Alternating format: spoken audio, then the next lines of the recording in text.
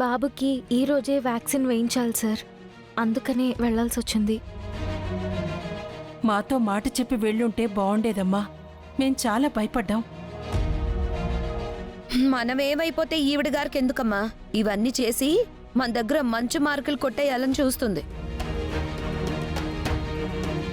నువ్వు ఇలాంటి పనులు ఎన్ని చేసినా నీకు తీవ్రవాదులతో సంబంధం ఉన్న విషయం, నువ్వు తీవ్రవాది అన్న విషయం మేం మర్చిపోం. నేను తీవ్రవాదిని కాదు సార్, కాస్త మర్యాదగా మాట్లాడండి.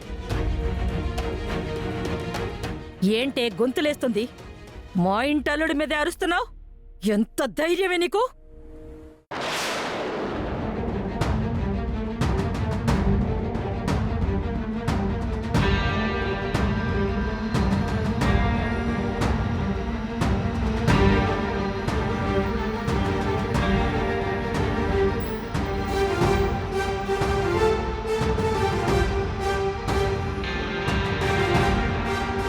ఎందుకు నాన్నమ్మా మీరా గారిని కొడుతున్నావు? దీన్ని కొట్టడం కాదురా, నరికి పోగులు పెట్టాలి.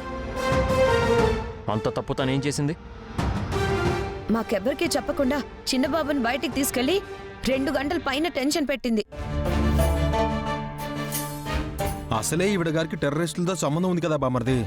ఈ బాబుని కిడ్నాప్ చేసి డబ్బులు డిమాండ్ చేస్తుందేమో అని మేమెంత టెన్షన్ పడ్డామో తెలుసా? చాలా అబ్బావా, మీరా గారు ఎలాంటి వారో తెలిసి కూడా తనని అనుమానించి నిందలు వేస్తున్నారా? తను బాబుకి వ్యాక్సినేషన్ వేయించడానికి బయటికి తీసుకెళ్ళింది. తిరిగి వస్తూ నాకు కనిపిస్తే కారులో తీసుకొచ్చాను. టీకా వేయించడానికి బాబుని తీసుకెళ్తున్నట్టు తను నీకేమైనా చెప్పిందేంట్రా? ఒక మంచి పని చేయడానికి చెప్పడం ఎందుకు నాన్నమ్మా? చెప్ప పెట్టకుండా బాబుని తీసుకొని వెళ్తే ఏంట్రా అర్థం? మేమేమనుకోవాలి? తను బాబుకి టీకా వేయించడానికి తీసుకెళ్ళిందో లేక కిడ్నాప్ చేసిందో మాకెలా తెలుస్తుంది బామర్ది? ఇప్పటి వరకు మేమెంత కంగారు పడ్డామో, ఎంత భయపడ్డామో నీకు తెలిసేంట్రా? ప్రతిదానికి దీన్ని వెనకేసుకొస్తున్నావు. తప్పును తప్పుగా ఒప్పుకోవాలి. ఏం నాన్నమ్మా తప్పు?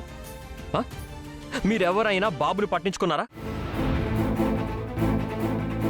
అసలు వీడికి ఎప్పుడేం కావాలో మీకు తెలుసా? కనీసం వీడికి టీకా వేయించాలని మీకు గుర్తుందా? తనకి గుర్తుంది. అందుకే బాధ్యతగా బాబుని తీసుకెళ్లి టీకా వేయించింది. మీ అందరికంటే తనే ఎక్కువగా బాబుని పట్టించుకుంటోంది. అది మీరు అర్థం చేసుకోకుండా తన గురించి దారుణంగా మాట్లాడుతున్నారు. తప్పు చేసింది మీరా కాదు, మీరు నాన్నమ్మా. మీరంతా తప్పు చేశారు.